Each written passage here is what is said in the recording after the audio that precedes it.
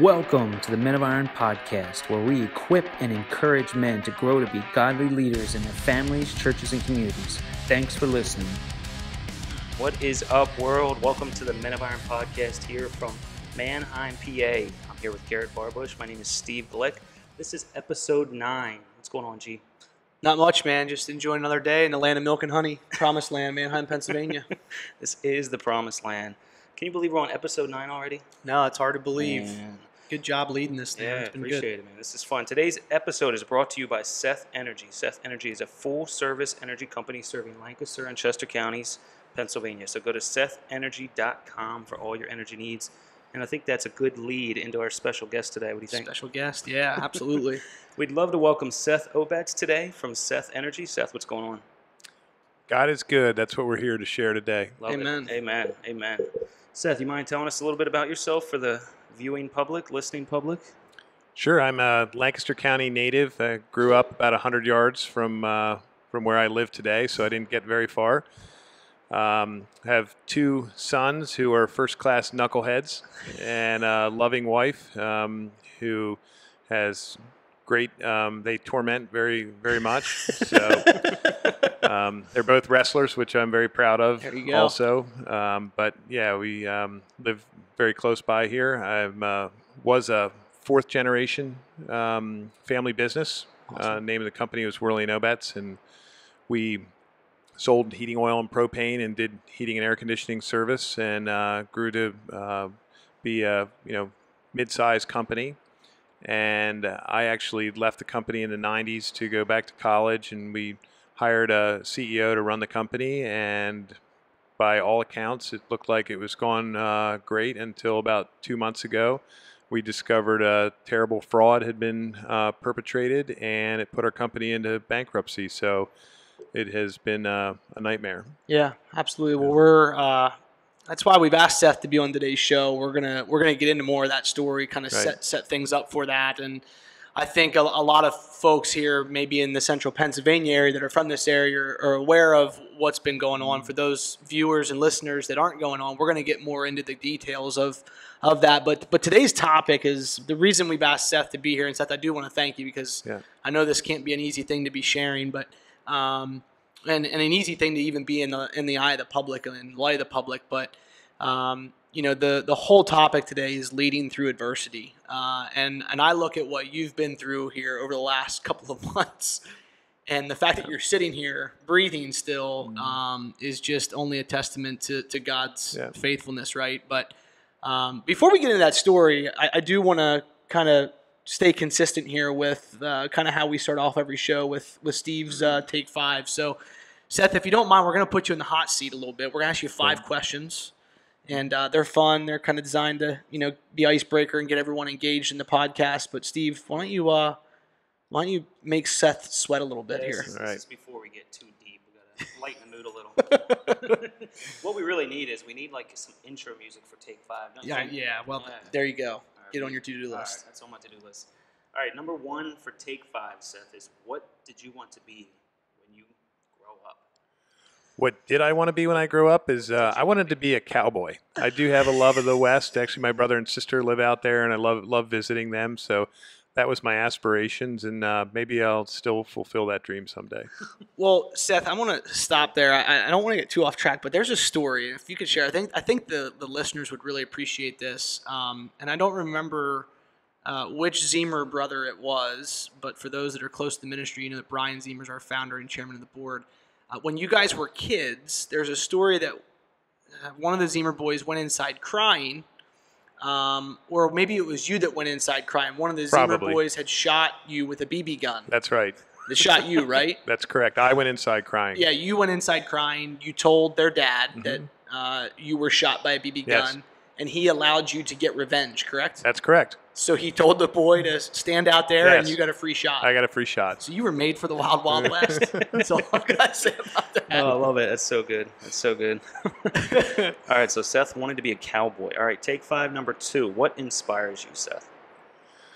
Well, what inspires me is what inspires all of us, and that is God's grace. Because, especially when we go through difficult times. I mean, it shouldn't take difficult times to bring us closer to God, but we are human and we forget often how it is. And I'm not sure we'll get into this later, but the experience of this has been intensely brutal and beautiful at the same time. Wow. And so I think everybody's inspired by the good that God provides and His inspiration.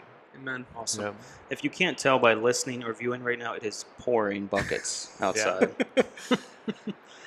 Number 3 for Take 5, Seth, is what's the last book you read? The last book I read was Grit.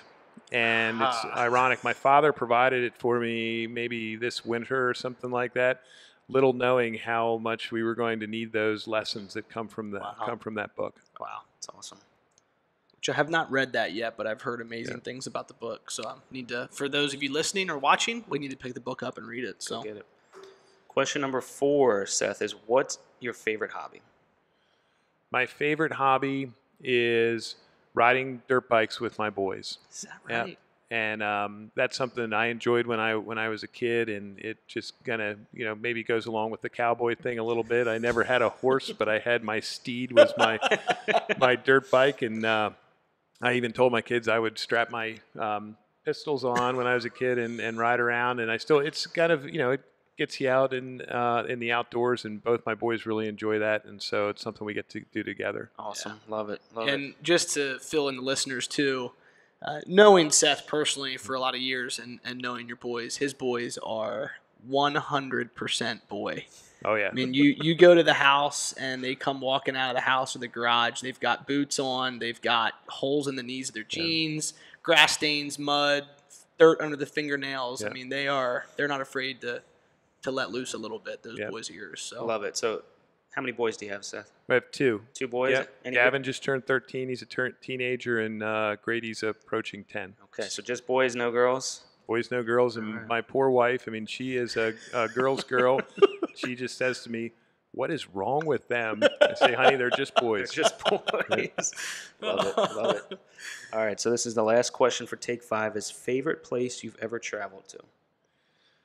Favorite place I've ever traveled to is probably Panama, and ironically, Grady, my 9, almost 10-year-old, and I are going back there in a couple weeks. Nice. Awesome. Been into the Darien jungle, which is really one of the more remote jungles in the world, and we'll get to do a little bit of trekking, maybe even a little bit of fishing. So, and he can't wait to go. Awesome. So That's awesome. And neither can I.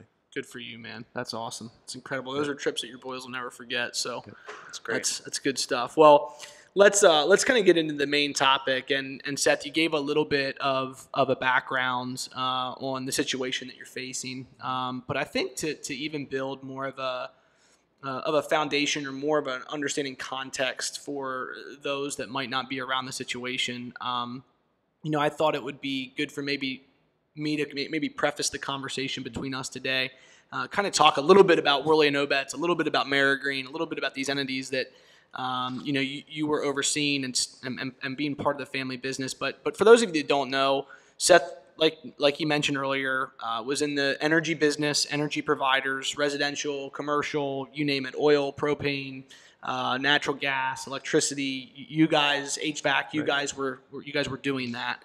American-made energy. I know there was the Amerigreen side. There was an energy wholesaler side of that.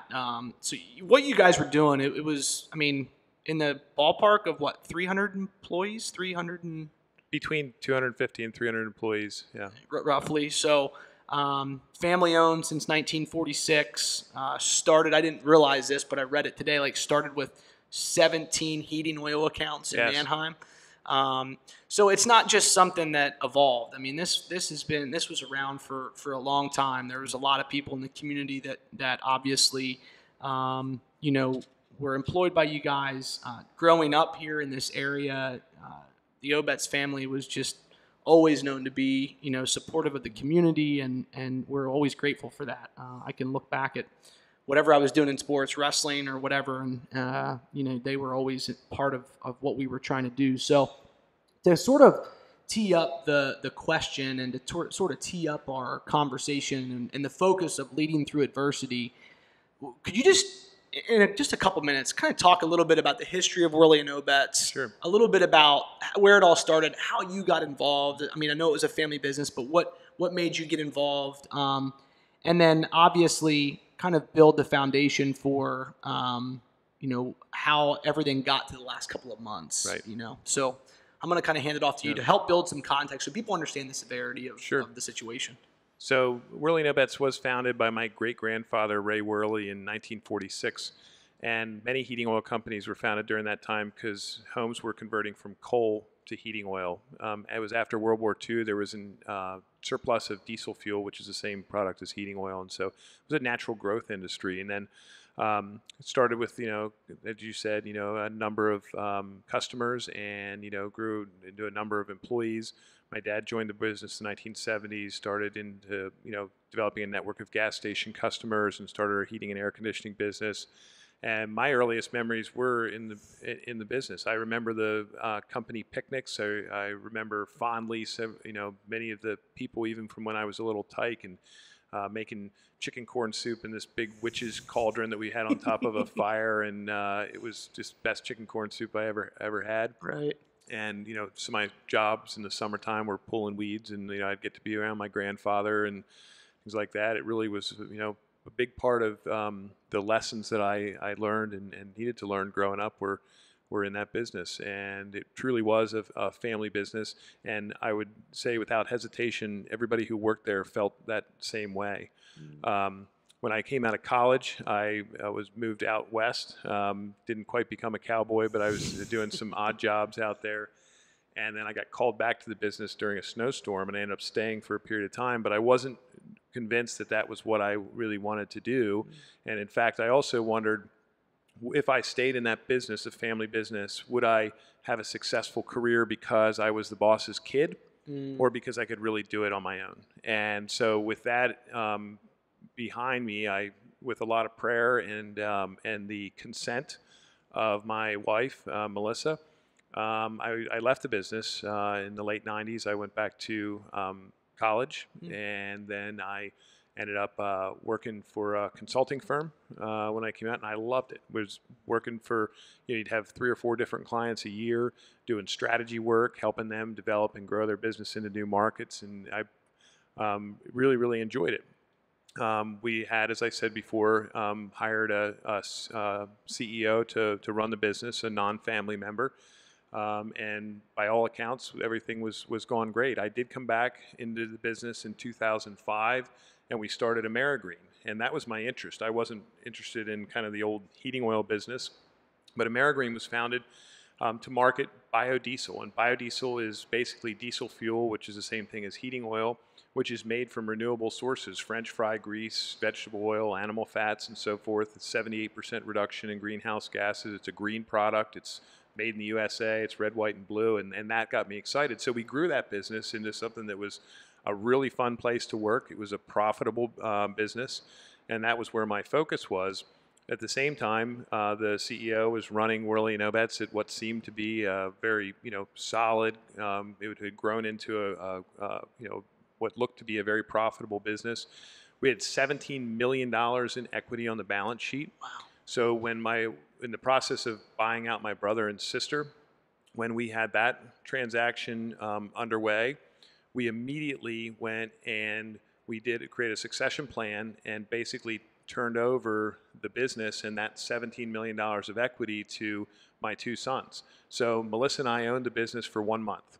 That was a little bit of a hard sell for her, but I said it's the best thing to do tax-wise and to ensure that the business doesn't get caught in a situation where we can't have a succession plan. So we had all that in place, and we were doing the last piece of our strategic plan, which was to really grow our heating and air conditioning business into the mainstream housing. So heating oil is a dying business, right? Natural gas, electricity, propane still growing, but we wanted to reach the newer homes, which are heated with natural gas and heat pumps, which is electricity, and we did solar as well.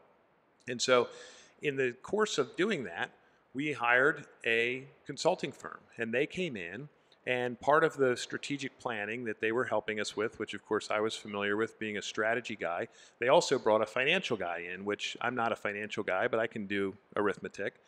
And he started digging into our financials, and what he discovered was we had a very large customer who had represented 80% of the top line of our business, okay? And the receivable that that customer represented had a cost to it because we had to create a line of credit to carry that receivable, and there's interest on that line of credit. And that interest, instead of being allocated to the business unit, which was our big truck business, they were selling gasoline to this customer, there were 150 gas stations,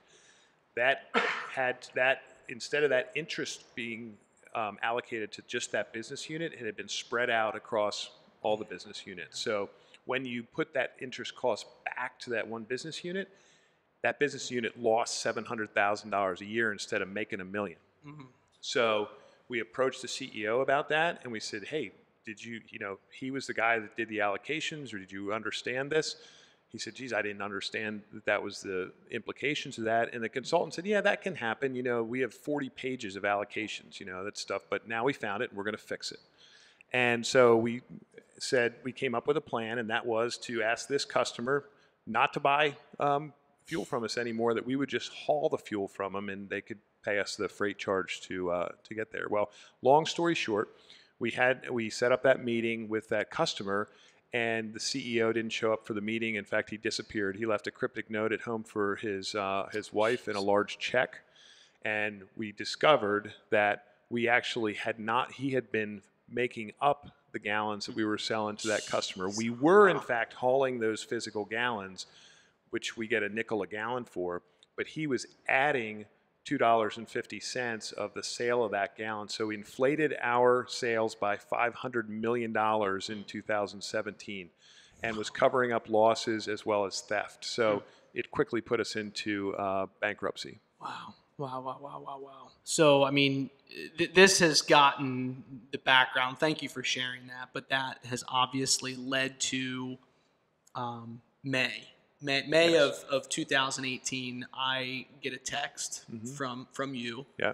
And I hope you don't mind me sharing Please. this with our listeners, but Seth was a donor to the ministry and to the organization. We're forever grateful for that. But basically said like, hey, I need to halt my donation. You need to stop it. Just found out we're in the early stages. We think we found our CEO was committing some fraud, and I just need to like stop all payments. And of course, I didn't think anything of it in the moment. It was just like, okay, hey, Seth's got to put a fire out, like no big deal. And it was the same week. I'll never forget this because it was the same week as our annual dinner. And then we went away as a board of directors. We went away that weekend. Right. And I remember Brian getting a text from you, and I just kind of remember looking at the look on his face and me kind of asking him a question like, how bad is it? And he just didn't want to even get into it. And that's when I think I realized the severity of it. And even then there was still a lot of unknowns at that point. But through all of this, if you could just, I don't know how much you can share legally and all that good stuff, but basically what ended up happening was the banks came in and shut everything down. They swept our accounts. We had a plan. We worked for 2 weeks with them cooperatively and developed a plan, but we could never get them back whole, even over 10 years, which our plan would have taken 10 years. And so I think ultimately they didn't want to wait 10 years, and so they swept our bank accounts, which is how they put you out of business. And so then we had to file bankruptcy, and that's what happened on June 4th. And so within a matter of just a couple days, all of the employees, lose their jobs. I can imagine, I can't imagine what's going on in your mind is, you've seen years and years of the business just kind of come to a halt. But there's light in all of this. There's like light in this situation, which is why we have asked you to come onto this show. And I'm still blown away by it, because within just a couple of days of all of this happening and being in the media and being in the newspaper and this was a big story. Yep. And I'm watching you from a distance, and within just a couple of days of everything kind of getting shut down, Yep. You come out and you announce that there's going to be a new business Yep. started, Seth Energy, and you were confident from the very beginning. Right. And part of me is like, he's either like really, really good, or he's putting on a really good front. But I remember thinking like, holy cow. Like, if this was me, I would have ran for the hills. I would have dug my head in the sand. I would have felt sorry for myself.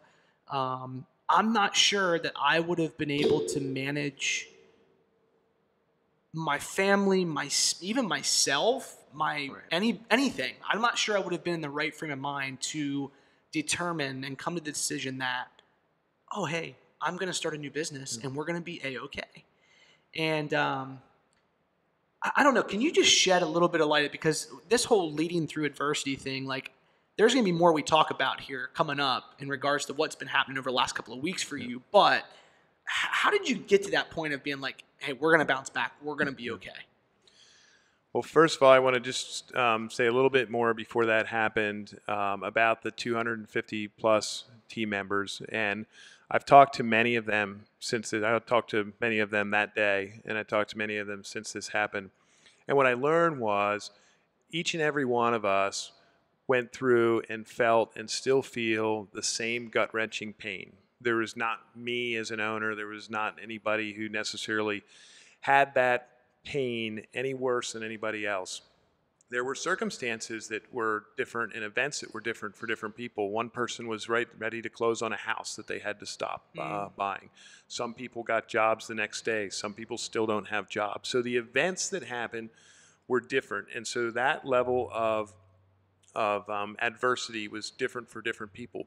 But the pain that we all went through was the same for each and every one of us and continues to be. And that pain is, the best analogy I can think of is if you and your team were building your dream project and you spent years doing it and lots of blood, sweat, and tears doing it, something that you were entirely proud of, and then you just got it to that place where it was as perfect as you were going to get it, and one of the team members burned it down. And that's the depth of betrayal and the depth of hurt that each and every one of us experienced.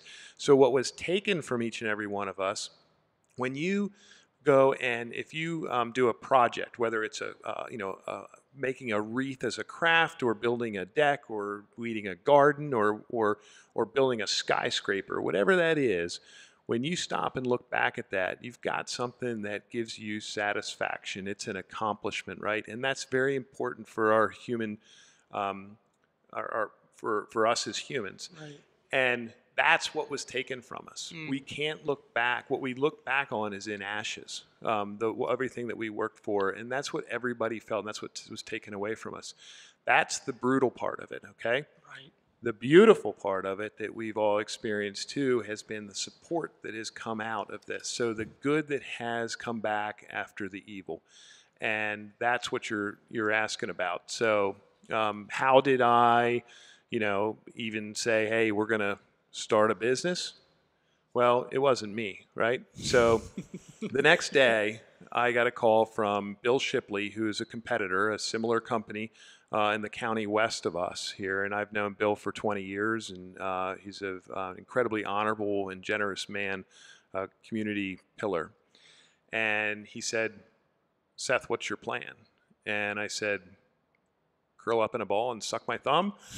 But in truth, my plan was, and I even talked to my parents about this, I said, I'm just might as well pack. I was out west after college. My brother and sister live out there.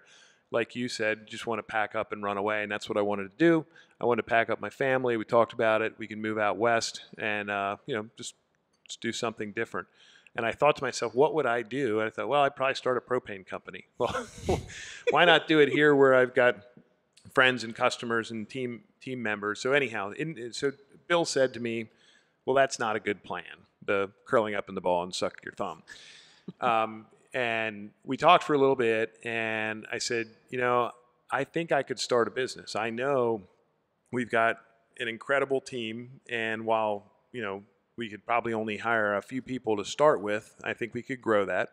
There's customers that need fuel, especially the commercial customers, like now to operate their business. Now the bank shut us down, so we are without without fuel. And yeah, I think we could do this. And he said, why don't you do it as a division of Shipley? And I said, thank God. There was no way that I could put together the resources, the trucks, the insurance, the payroll, the benefits, the vendors, everything else that we would need to do that. I mean, we needed to take care of some customers that day or the next day, and so that's what we did. I called the team that we needed to start with, and I said, "Hey, hang in there. We're going to get this. We're going to get going." And I'll tell you, one of them, and several of them already had job offers the next day because thankfully the job market is good. A lot of people did get jobs, which we're thankful for. Not everybody yet, but one of the guys that I called had a job offer for $1 an hour more and a $5,000 signing bonus. And I said, "Wow!" I said, "Look, awesome. I can match the dollar raise, but I can't do the $5,000 signing bonus." He said, "Let me talk to my wife." He called me back and he said, "We're with you." Wow! And that's the kind of culture that we had. Wow. That's wild. That is just absolutely wild. Yeah. So obviously the power of people in your life, right? Yep. I mean, the power of the other. There's the book, I believe it is Lencioni write that, I believe, or the power of the other, those deep connection people in our lives that come in and help us move forward. You know, don't allow us to move out west and suck our thumb, right? Right. But you stopped by the office last week, and I didn't tell you this when you stopped by because you started to share a little bit about. I said, like, "How you doing?" I think I asked that question, like, "How the heck are you doing?" Through all of this, and you said, "Man, we're doing great." I think you said 1,400 clients already signed up through Seth Energy, which just is a huge testament to who you guys are and the support that people want to go that route. It's just phenomenal. But you started telling me a story about the stress in your life through the last couple of months and the toll that it was starting to take on your body and what the reaction your body was having. And I'm going to talk about this a little bit later, but what you didn't realize is that exact same thing had happened to me the day prior. Wow. And so you started sharing this. I had just experienced it. I'm like, this obviously is something that probably men that are in leadership positions that, in different capacities, it doesn't matter if you're in propane or nonprofit ministry. I mean, we've all got things to carry, right? And we've all got things that are in our mind. But if you could just talk a little bit about what that adversity over the last couple of months, kind of what it caused your body to do under that stress, and talk about how you came to this realization and what, what the takeaway was from all of that. So I just thought this was very interesting.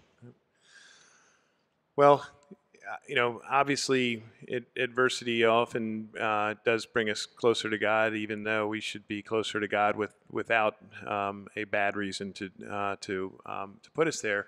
And so I had spent a lot of time in prayer, and was thankful for that strength. But nonetheless, and this is the brutal part, right? It was hard to breathe. Sleep was hard to come by. Chest was tight.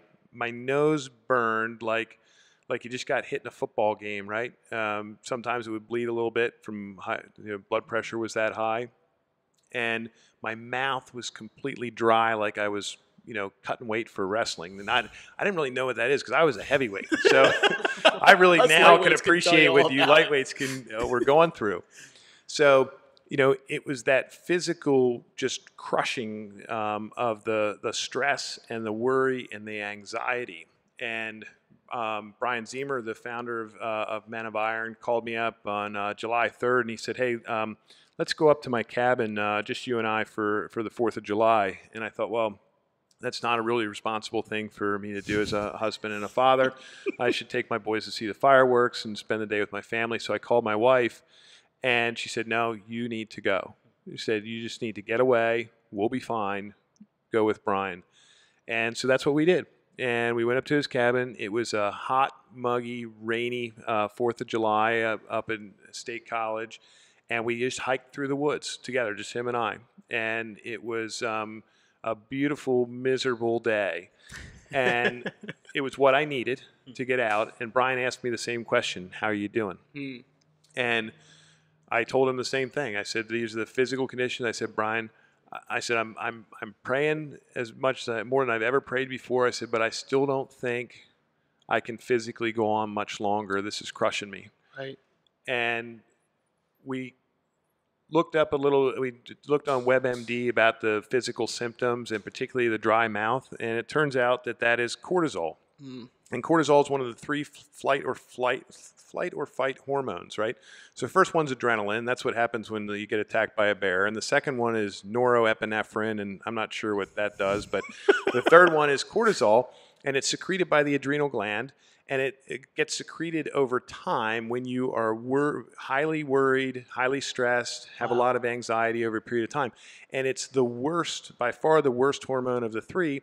And what it does is very detrimental to your body. It increases your blood pressure significantly, increased risk of heart disease, decreased brain function, decreased bone density. You name it that's bad for you, it does it. Right. And so I said to Brian, I said, I better stop doing this. And so he shared with me some scripture and some analysis of scripture. So namely Psalm 37:8, which basically says, to worry is sin. And, don't worry, like Psalm 91:8, abide in the shadow of the Almighty and, let God take care of your worry. And I was like, yeah, I get that, but why am I sinning? How am I sinning doing this? I'm just trying to, I'm just doing the best I can. I'm praying to God and I'm sinning. And it came to me, and Brian helped me to understand it, and God helped me to understand it, is that I was still taking this on my shoulders. I was not trusting God. Wow. I was not giving it over to God. I was saying I'm strong enough and tough enough to do this myself when this is far, far beyond me.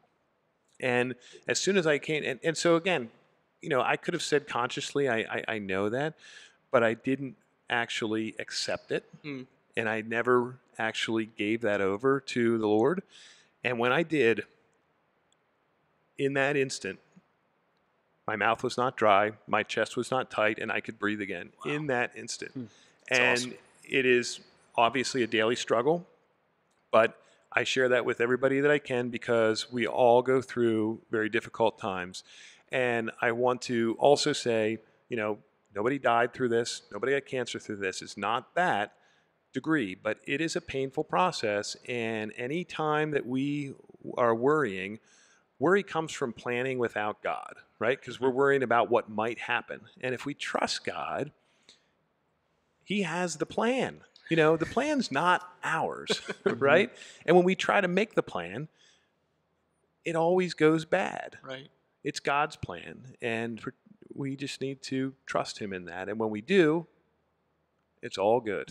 Amen. That's awesome. Yeah. Well, it's funny because Seth comes in and he starts sharing this with me, and I was getting ready to share with you, but then somebody else had walked into the office and started talking, so it kind of interrupted what I was going to share with you. But literally the day before that, and this is why I think it's so applicable to men and the power of a mentor in our lives, the power of another man in our lives that helps us realize things when we're not seeing clearly like we should be. But literally the day before, I'm sitting here at the office, and I don't even remember what I was doing in the moment, but I was looking at my to-do list, and we're in a season right now of a lot of change. It's just everything that we've been doing over the last 7 years as a ministry that has worked is no longer working because of growth and new personnel, and we're just in that season of change. And so you can imagine being executive director and kind of being the guy that's responsible for all that. You go home, you think about it. Things aren't quite up to the expectation level that I've set for things, and I know there's a lot of room to grow for the ministry and for our resources and for our training. And so I'm probably wound a little tighter than most, and so I carry these burdens. And I'm not supposed to, but I do. Yeah. And so over the last several weeks, I had developed a twitch in my eye, in my eyelid. And every 10 minutes for about 2.5 weeks, my eye would twitch for about 30 seconds. And I thought, okay, maybe lack of sleep or whatever, but I didn't think much of it. Well, there I was the day at the office, my eyes twitching like crazy. and nobody else is here. Everybody was out for whatever reason. I can't remember why, but I started getting this tightness in my chest, started getting like a shortness of breath. Mm-hmm. And I felt like it's, and you can understand it if you've had it, like you feel like you're completely out of control, like you don't know what's going on. I almost felt in a way that the room was sort of closing in around me. And I remember getting up and like walking outside, which was a terrible idea because it was so hot and muggy. And I came back inside and I was just like pacing, like trying to get my wits about me. I texted my wife and said, I've got to come home. I'm having chest pain. I don't know. I thought I was having a heart attack, you know? And, so finally, like, things calm down. I get home. I, like, saw my daughters. When I saw my daughters, things kind of subsided a little bit. And, but I remember driving home, like, driving a mile, not even a mile up the road. Something's not right with me. So I knew at that point that something was wrong. You know, I knew that I'm worrying too much about things. And over the last couple of weeks, I'd say over the last 2 weeks, I've shared this with some key people in my life, mentors, Brian being one of them, being our chairman. I've shared it with maybe another board member or two. And all the guys I've shared it with are business owners. And they've got families and, you know, marriages and all that stuff that they're leading into high capacity. And I'm sharing it with them, and they're all nodding their head as I'm explaining it. Like, they're giving me this look like, yeah, I know exactly what you're talking about. And I was ashamed. I felt shameful, like, and actually almost embarrassed by the fact that I had this panic attack, because panic attacks are for weak people, right? Wow. I mean, that was kind of what my thought process was. And I'm looking at these men who I have a great deal of respect for, and they're like, yeah, we've had them too. Right. Like, we've had these attacks too. Right. We've allowed these things to get it. And so, what I realized in my life, and we can end here, but it was, I journaled the other day, and I just said, like, it can come from committing to too much, carrying burdens that aren't mine, right? They're meant for God to carry them. Picking up things that I shouldn't be picking up and carrying. Yeah. My own expectations get in the way. Sometimes never hit the mark of what I feel like they should be, and not trusting where God wants it to be. All right. Always kind of falling short, this mentality of I've got something to prove as a man, as a leader, attempting everything in my own strength, in my own accomplishments. What I think brings rest and fulfillment often really doesn't. And so I found myself, even yesterday, I'm sitting in the living room with my sister, and she's looking at me, and she said, like, this is what I've seen in you the last couple of months, is like, you've lost your joy. Mm-hmm. You've lost your joy. And for whatever, I mean, the conversation was more in depth than that, but, you know, I'm in this season now where, you know, I'm not dealing with to the extent of what you have. But the bottom line is we all deal with adversity. Absolutely. And if we do not truly lean on God, in somehow, some way, to have that realization that you had, where it was like, I got to put this at his feet. I've got to plan with God. And once the plan's on paper, if it's of God, I got to let it go. Yep. That is very difficult to do, but I think it's so key. And so, man, we really appreciate you coming on today, sharing this story. We remain in your corner, and obviously there's no doubt in my mind that this is going to end some way, somehow, for the glory of God, and there's going to be a lot of light shed on this, and I think someday there's going to be a book written about it. I think you're going to be on a book tour, Seth, but it's crazy to see what you've come through, and how you're not there yet, right? Like, we never arrive, but the fact that you've taken the proactive steps to bounce back and invite God into that process is just, it's inspiring to me. Well, it's cool to see. All you got to do is drive around town to see Seth Energy signs everywhere, so you can see the community rallying around you guys, which is remarkable. Yeah, it's inspiring. Yeah, it really is. So, Seth, thank you so much for coming on. We know you're busy. We appreciate it. And Steve, you want to wrap us up here, wrap the show up? Yeah, so just wanted to mention on August 16th, Thursday night here at Supply, we're having a family fun night. So if you're in the Lancaster area, the Manheim area, come check us out. We will have a free night for your family. We got carnival games, bounce house, face painting, photo booth. Penny's Ice Cream will be here. Buzz Food Truck will be here.